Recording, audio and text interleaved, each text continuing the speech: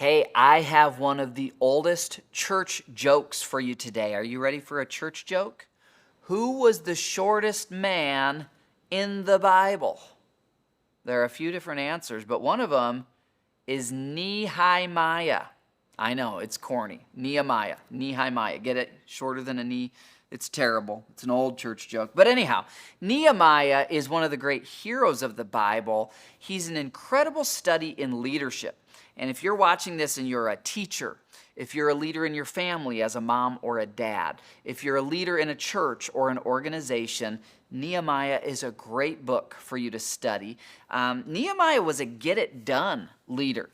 He didn't really sit around being religious. He got it done. And what God called him to do was to rebuild the walls of Jerusalem.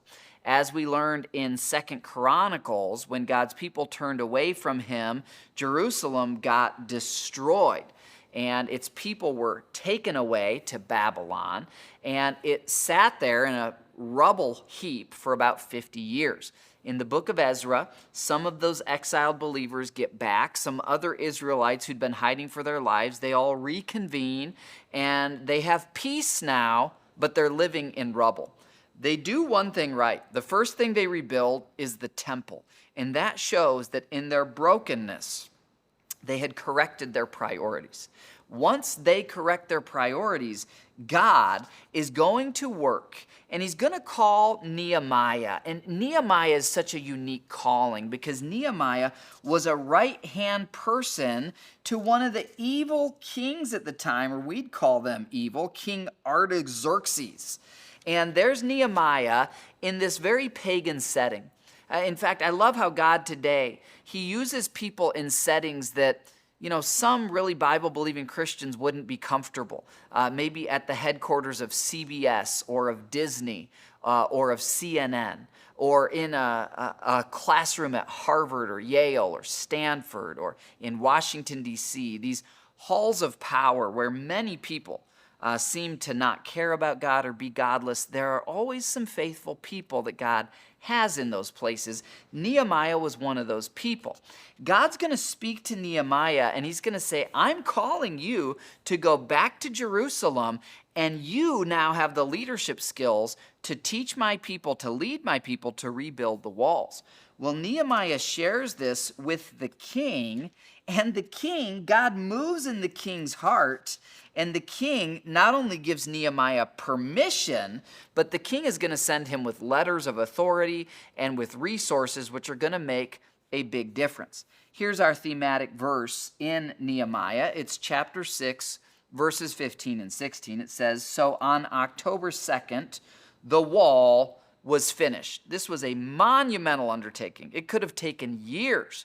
But with Nehemiah's aggressive, God-centered leadership, here's how the verse continues. "Just 52 days after we had begun, when our enemies and the surrounding nations heard about it, that the walls of Jerusalem have been rebuilt all the way around, they were frightened and humiliated.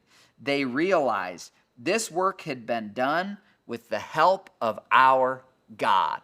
You know that we can do the same thing today?